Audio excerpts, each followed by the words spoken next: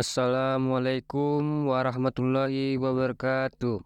Perkenalkan, nama saya Junaldi dengan NIM 2022 021012.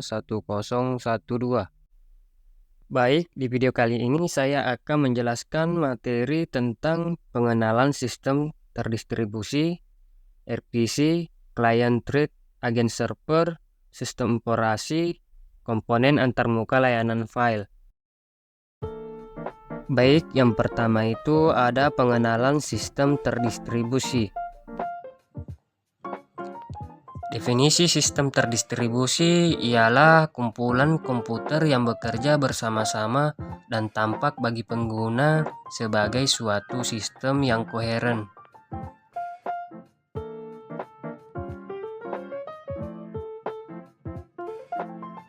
Komponen-komponen dalam sistem ini berkomunikasi dan berkoordinasi melalui jaringan komputer. Contoh-contoh sistem terdistribusi. 1. Cloud computing. Contohnya AWS dan Google Cloud. 2. Sistem berbagi file. Contohnya Dropbox dan Google Drive.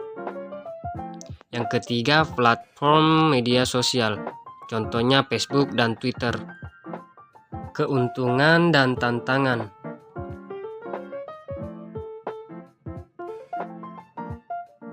Keuntungan yang pertama yaitu skalabilitas. Dapat menangani peningkatan beban kerja dengan menambah lebih banyak komponen. Kedua, reliabilitas. Jika suatu komponen gagal, sistem tetap berfungsi. Yang ketiga, efisiensi. Pemrosesan dapat dibagi antara beberapa komponen. Tantangan. Yang pertama, kompleksitas. Pengelolaan sistem yang lebih kompleks dibandingkan sistem tunggal. Kedua, keamanan. Memastikan komunikasi aman antara komponen. Yang ketiga, sinkronisasi. Menjaga data tetap konsisten di semua komponen. 2. RPC. Pengertian RPC adalah teknik yang memungkinkan sebuah program komputer menyebabkan pelaksanaan prosedur atau subrutin di komputer lain dalam jaringan, seolah-olah prosedur itu lokal bagi program tersebut. Cara kerja RPC. 1. Pemanggilan. Klien memanggil prosedur jarak jauh seolah itu adalah prosedur lokal. Kedua, marsal. Parameter pemanggilan prosedur dikemas menjadi bentuk yang dapat dikirimkan. Ketiga, pengiriman. Data yang dikemas dikirimkan ke server melalui jaringan. Keempat, unmarsal. Server menerima dan menguraikan data yang dikirimkan.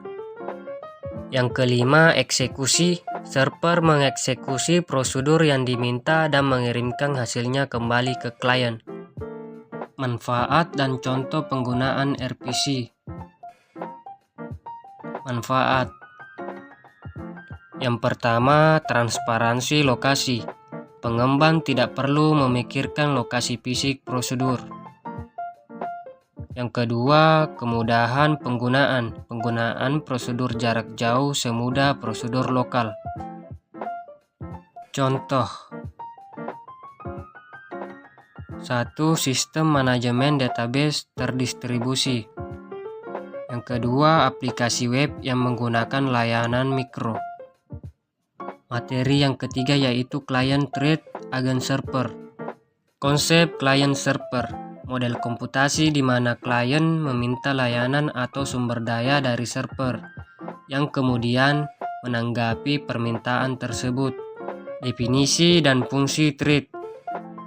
Thread adalah unit eksekusi terkecil yang dapat dijadwalkan oleh sistem operasi. Thread memungkinkan sebuah aplikasi untuk melakukan beberapa tugas secara bersamaan, multitasking. Bagaimana thread bekerja pada klien dan server? Pada klien, thread dapat digunakan untuk menangani beberapa permintaan pengguna secara bersamaan tanpa pembekuan aplikasi. Pada server, thread digunakan untuk menangani beberapa permintaan klien secara simultan, meningkatkan efisiensi dan responsivitas server. Agen server, definisi dan fungsi. Agen server adalah entitas yang bertindak sebagai perantara antara klien dan server. Agen server dapat mengelola komunikasi, melakukan caching, dan memberikan layanan tambahan lainnya. Materi yang keempat yaitu sistem operasi. Definisi sistem operasi. Sistem operasi adalah perangkat lunak yang mengelola perangkat keras komputer dan menyediakan layanan umum untuk program komputer. Fungsi utama sistem operasi. Yang pertama, manajemen proses, mengelola eksekusi proses, multitasking, dan sinkronisasi.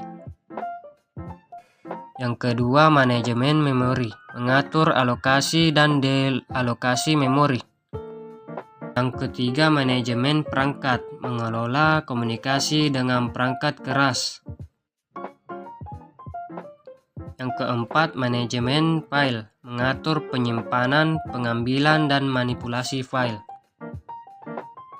Kelima, keamanan dan proteksi, melindungi data dan sumber daya sistem. Contoh sistem operasi populer: 1. Windows, 2. Mac OS,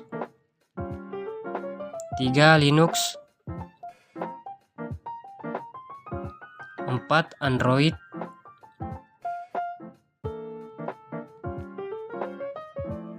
Terakhir, iOS. Materi yang kelima, komponen antarmuka layanan file. Definisi antarmuka layanan file. Antarmuka layanan file adalah sekumpulan fungsi dan prosedur yang disediakan oleh sistem operasi untuk memungkinkan aplikasi berinteraksi dengan sistem file. Komponen utamanya, yang pertama, file system interface, prosedur untuk membuka, membaca, menulis, dan menutup file. Yang kedua, file management, alat untuk mengelola direktori dan struktur file. Yang ketiga, access control, mekanisme untuk mengatur siapa yang dapat mengakses file dan dengan cara apa. Contoh implementasi. Yang pertama, POSIX atau Portable Operation System Interface, standar antarmuka sistem operasi yang umum digunakan. Kedua, NFS atau Network File System, protokol untuk berbagi file di jaringan. Yang ketiga, NTFS atau New Technology File System, sistem file yang digunakan oleh Windows. Baik, itu tadi penjelasan materi yang saya sempat sampaikan. Kalau ada salah kata mohon dimaafkan. Assalamualaikum warahmatullahi wabarakatuh.